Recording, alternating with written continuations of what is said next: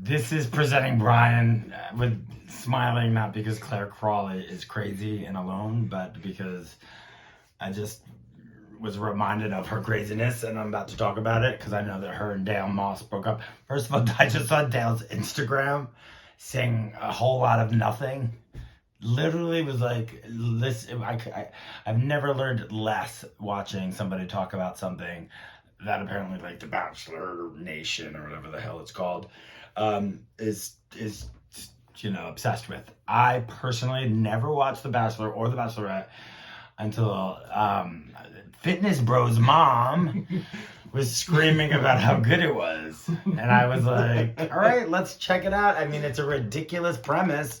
I mean, you think you're going to find the love of your life and you have about like 15 people that just want to be famous and are, gym bunnies, girls that are looking for sifting through one gym bunny after the next with fake teeth. And what do you mean by gym bunny? Just gym bunnies, like just people that work out all the time and are like, anyway, not that like I'm not trying to hate on people that are fit, but yeah, it's just absurd. The whole thing is absurd. But I was like, let me check this out because she said there was a lot of drama, and I'll definitely like me some drama.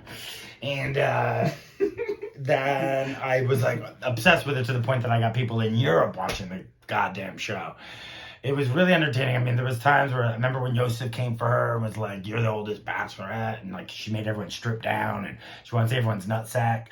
And basically, it was very obvious to everybody that she was just trying to see what package everybody had. So she forced them to play naked dodgeball, I think it was.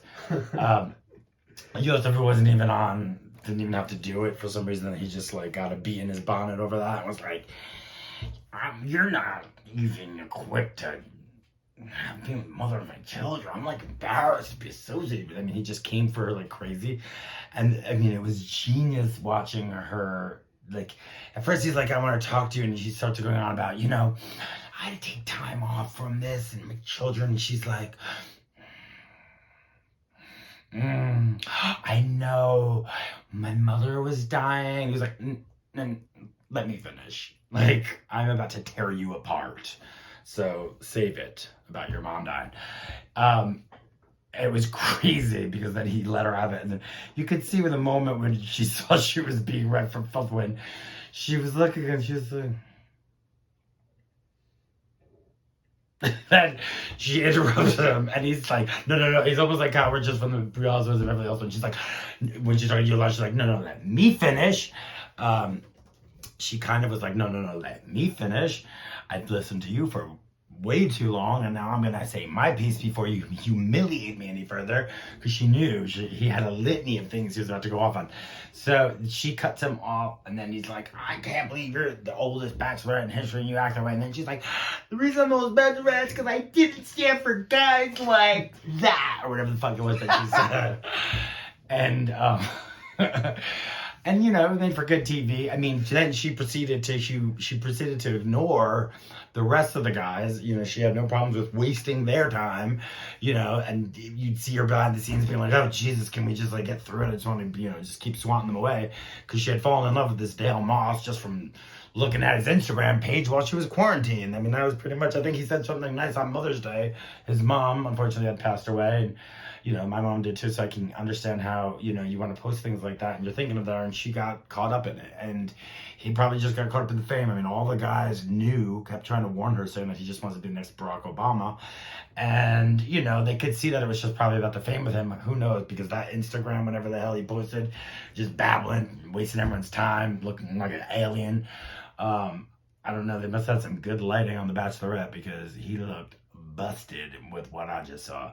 Anyway, I don't care about him. I mean, I didn't think that he was genuine in the first place, and I think that she was desperate to fall in love, and I think she just didn't feel. I think she just wanted to. I think part of it, there's always an element of lust, and she wanted to probably get to the bottom of that.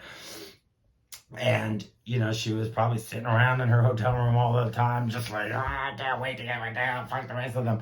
Because it was clear that she had no interest in the rest of them, and she wasted their time and their quarantine and did all this stuff for her.